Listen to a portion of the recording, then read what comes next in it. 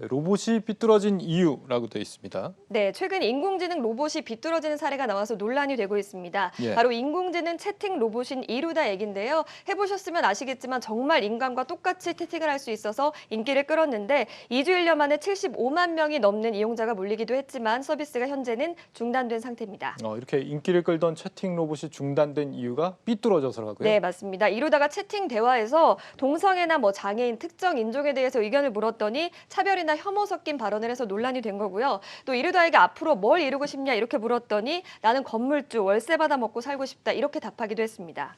이루다도 월세 받은 건물주가 꿈이군요. 네. 이지우 기자도 건물주가 혹시 꿈입니까? 저는 참된 기자가 되는 것이 꿈입니다. 참 기자? 네. 그렇군요. 네. 훌륭합니다. 네. 로봇이 어쩌다가 이렇게 혐오 발언까지 하게 됐는지 모르겠는데요. 네, 왜냐하면 인간에게서 학습을 했기 때문입니다. 이루다는 사용자들과 대화하면서 학습하는 딥러닝 기술을 이용한 것으로 알려지고 있는데요. 실제 연인들의 카톡 대화를 기반으로 했다고 합니다. 출시 이후 이 같은 편향성과 함께 또 일부 이용자들 사이에서는 성적 도구화의 대상이 돼서 논란이 되기도 했습니다. 연인들이 이렇게 무서운 대화를 주고받고 네. 있었군요. 결국 이 사람이 편견을 갖고 있으면 인공지능도 거기에서 자유로울 수 없다라는 점이 좀 증명이 된 셈이네요. 네, 비슷한 사례가 해외에서도 좀 감지가 되고 있습니다. 아마존이 자사 채용 시스템에 AI 알고리즘을 도입을 했는데요. 10년간 아마존에 제출된 이력서를 학습한 결과 여성은 아마존에 적합하지 않다는 편견을 가지게 돼서 여성 지원자들에게 불리한 판단을 내린다는 논란이 되기도 했고요. 또 마이크로소프트가 2016년에 내놓은 AI 챗봇 테이에 사람들이 인종과 또 성차별 인식이 담긴 명령어를 집중적으로 주입을 하자